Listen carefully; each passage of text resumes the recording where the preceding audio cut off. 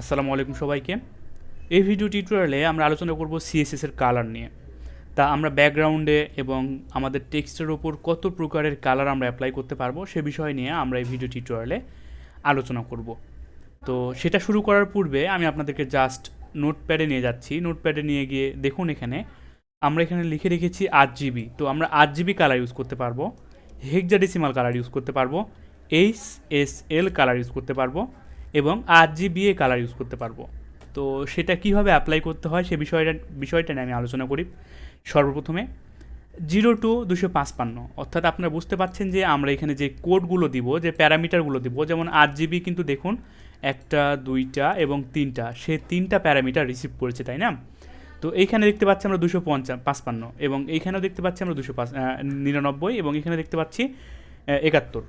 তো এই যে 3টা প্যারামিটার সে রিসিভ করলো, তো 3টা প্যারামিটারে আমরা ভ্যালুগুলো আসলে কি পাস করব।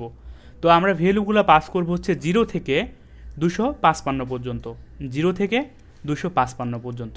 তা সেই কাজটাই আমরা এখানে করব। তার পরবর্তীতে এখানে আপনারা দেখতে পাচ্ছেন হেক্সাডেসিমাল কালার। হেক্সাডেসিমাল কালার আমরা কি করব, অর্থাৎ আমরা যে হেক্সাডেসিমাল কোড যেগুলো লিখতাম, সুতরাং যারা আপনারা আইসিটি পড়ে এসেছেন তারা বিষয়টা ভালোভাবে বুঝতে পারবেন, ঠিক সেম সেইটা। তো এইখানে ভ্যালু হবে হচ্ছে 6টা। তো এখানে আপনি যে কোনো 6টা দিতে পারেন, কোনো প্রবলেম নাই, এবং তার পূর্বে আপনাকে দিতে হবে। এই কাজটা আপনাকে করতে হবে।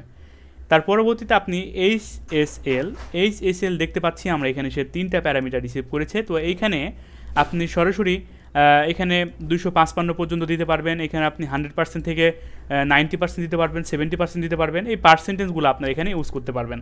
তার পরবর্তীতে আমরা দেখতে পাচ্ছি 8GBA।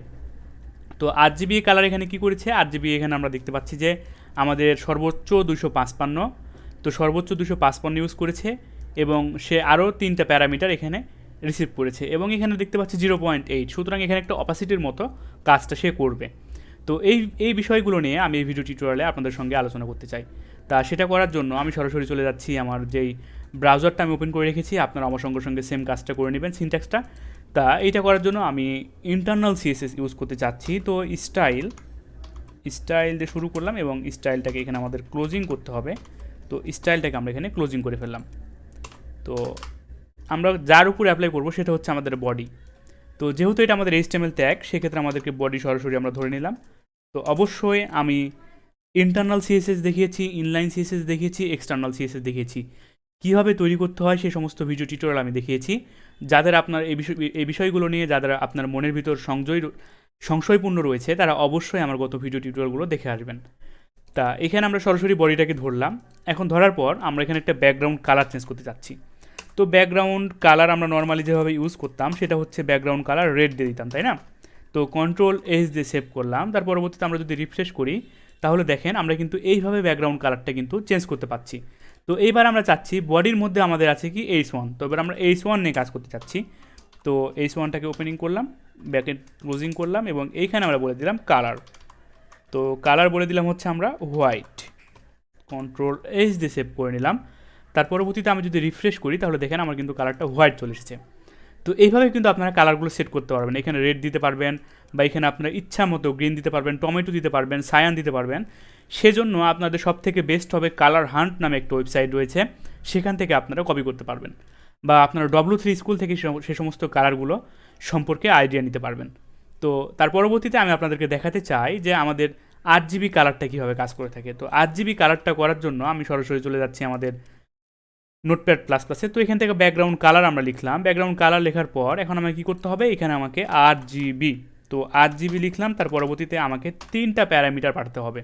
তো 0 থেকে 255 পর্যন্ত, তাই না? তো 0 থেকে 255 পর্যন্ত, সেক্ষেত্রে আমি দিলাম ধরুন 0, তার পরবর্তীতে 0, তার পরবর্তীতে 0। তাহলে আমাদের কী কাজ করবে, অবশ্যই সে আমাদেরকে, আমার মনে হচ্ছে সে ব্ল্যাক কালার আমাকে দেখাবে। তো দেখেন সে আমাকে কিন্তু ব্ল্যাক কালার দেখিয়েছে। তাহলে সে 3টা প্যারামিটার নিয়ে আমার কালারটা চেঞ্জ করলো। তো আপনি এখানে আরও কালার দিতে পারবেন, কোনো প্রবলেম নাই। আমি এখানে দিয়ে দিলাম 21 এবং এইখানে আমি দিয়ে দিলাম 29। Ctrl+H দিয়ে সেভ করলাম। তার পরবর্তীতে আমি যদি রিফ্রেশ করি তাহলে দেখেন আমার কিন্তু কালারটা পরিবর্তন হয়ে গেছে। তো এইভাবে কিন্তু আপনারা 8GB কালারটা লিখতে পারবেন। তারপরে আমাদের কি রয়েছে আমরা দেখে আসি। তারপরেও আমাদের হেক্সাডেসিমাল কালারটা রয়েছে। তো হেক্সাডেসিমাল কালার আমরা ইউজ করবো টেক্সটের ওপর, কোনো প্রবলেম নাই। তো সেটার উপর ইউজ করার জন্য আমরা যে কাজটা করবো, এইখানে হোয়াইট লিখে রেখেছি, সেটা আমরা হোয়াইট লিখছি না। তো হেক্সাডেসিমাল শুরু করার পূর্বে আপনাকে অবশ্যই হ্যাশ দিতে হবে, তার পরবর্তীতে আপনাকে হেক্সাডেসিমাল কোড লিখতে হবে। যেমন দেখুন আমি কিন্তু এখানে হেক্সাডেসিমাল কোড প্রায় লিখে রেখেছি যে FF6347, এই কোডগুলো আপনাকে ইউজ করতে হবে। তো আমি দিলাম FF, তার পরবর্তীতে আমি দিলাম 12 এবং আমি এখানে দিলাম হচ্ছে ধরুন 67 দিয়ে দিলাম, কন্ট্রোল এইচ দিয়ে সেভ করলাম। এবার যদি আমরা পেজটাকে রিফ্রেশ করি তাহলে দেখেন আমরা কিন্তু কালারটা চলে এসেছে একদম ঝাপসা কালার, ভালোভাবে বোঝা যাচ্ছে না। তো আপনারা এই সেমভাবে এই কালারটা কিন্তু আপনারা এই যে আমরা যে ব্যাকগ্রাউন্ড কালার এখানেও আপনারা ইউজ করতে পারবেন, কোনো প্রবলেম নাই। তো আপনাকে জাস্ট যে কাজটা করতে হবে ব্যাকগ্রাউন্ড কালার, তার পরবর্তীতে হ্যাশ দিতে হবে, দিলাম এবং আমি 44 দিলাম, 56 দিলাম, কন্ট্রোল এইচ দিয়ে সেভ করে দিলাম। তার পরবর্তীতে আমি যদি রিফ্রেশ করে দেখি তাহলে দেখেন আমার ব্যাকগ্রাউন্ড কালারটাও চেঞ্জ হয়ে গেছে। তো আমরাও দেখে নিলাম হচ্ছে হেক্সাডেসিমাল কালার কীভাবে লিখতে হয়। এখন আমরা দেখব HSL। তো HSL দেখতে পাচ্ছি আমরা সে কিন্তু 3টা প্যারামিটার রিসিভ করেছে। তো সেম কাজ আমাদের এখানে করতে হবে। তো ব্যাকগ্রাউন্ড কালার আমরা এখন চেঞ্জ করতে চাচ্ছি। তো HSL এখন আমরা দিয়ে দেবো এখানে ধরুন 233 দিচ্ছি এবং এখান থেকে দিচ্ছি আমরা 100% এবং এইখান থেকে আরেকটা আমাদের প্যারামিটার, যেহেতু আমাদের এটা পার্সেন্টেজ বাই যাচ্ছে সেক্ষেত্রে এখান থেকে দিলাম আমরা 70%, কন্ট্রোল এইচ দিয়ে সেভ করলাম। তার পরবর্তীতে আমি যদি রিফ্রেশ করে দেখি তাহলে দেখেন আমার কিন্তু কালারটা চেঞ্জ হয়ে গেছে। তো আমাদের যে সর্বশেষ যেটা রয়েছে সেটা হচ্ছে RGBA। তো RGBA আমরা দেখতে পাচ্ছি সে কিন্তু আমাদের 1টা 2টা 3টা 4টা প্যারামিটার রিসিভ করেছে, তাই না? তো এখন আমরা সেই কালারটা ইউজ করব। তো RGBA তো RGBA দেওয়ার পর অবশ্যই আমি দিলাম 233 বা তার পরবর্তীতে দিলাম হচ্ছে 100 এবং 0 থেকে 255 পর্যন্ত, এটা অবশ্যই মাথায় রাখবেন। তো 255 দিলাম এবং আমি সর্বশেষে দিলাম হচ্ছে অপাসিটি একটা দিয়ে দিচ্ছি 0.7, কন্ট্রোল এইচ দিয়ে সেভ করলাম। তারপর পরবর্তীতে আমি যদি রিফ্রেশ করে দেখি তাহলে দেখেন আমার RGBA কালারটাও চলে এসেছে। তা এই ভিডিও টিউটোরিয়ালে থাকবে এ পর্যন্তই, কীভাবে কালার কোডগুলো লিখতে হয় সে বিষয়টাটি আমি আপনাদের সঙ্গে আলোচনা করলাম। দেখা হবে নেক্সট ভিডিও টিউটোরিয়াল থেকে। তবে আপনাদেরকে আমি একটা ওয়েবসাইটের সঙ্গে পরিচয় করে দিচ্ছি, সেটা হচ্ছে কালার হান্ট নামে একটা ওয়েবসাইট রয়েছে। সেখানে আপনারা ভিজিট করবেন, তার পরবর্তীতে এখান থেকে আপনারা ইচ্ছা মতো কালার চুজ করতে পারবেন। জাস্ট এখান থেকে দেখুন একটা কোড কপি করে আনবেন এবং বসিয়ে দেবেন। তো আমি এটাকে আনছি, এখান থেকে জাস্ট যে হেক্সাডেসিমাল কোড আমরা পেলাম সেটা সেখান থেকে কপি করলাম এবং এখান থেকে এটা আমরা জাস্ট কন্ট্রোল ভি দিয়ে পেস্ট করে দিলাম। এবার তার পূর্বে আমরা হ্যাশ দিয়ে দিলাম, কন্ট্রোল এইচ দিয়ে সেভ করলাম। তার পরবর্তীতে আমরা যদি এটাকে রিফ্রেশ করি তাহলে দেখুন আমরা কিন্তু সেটা চেঞ্জ হয়ে গেছে। তো কালার হান্টে আপনারা প্রচুর পরিমাণে কালার পাবেন, আপনাদের যখন যেই কালারটা প্রয়োজন হবে সেখান থেকে জাস্ট এখান থেকে ক্লিক করার পর কপি করে নেবেন, তাহলে আপনাদের কপি হয়ে যাবে। তো আজকের ভিডিও টিউটোরিয়ালটি থাকবে এই পর্যন্ত, দেখা হবে নেক্সট ভিডিও টিউটোরিয়াল থেকে।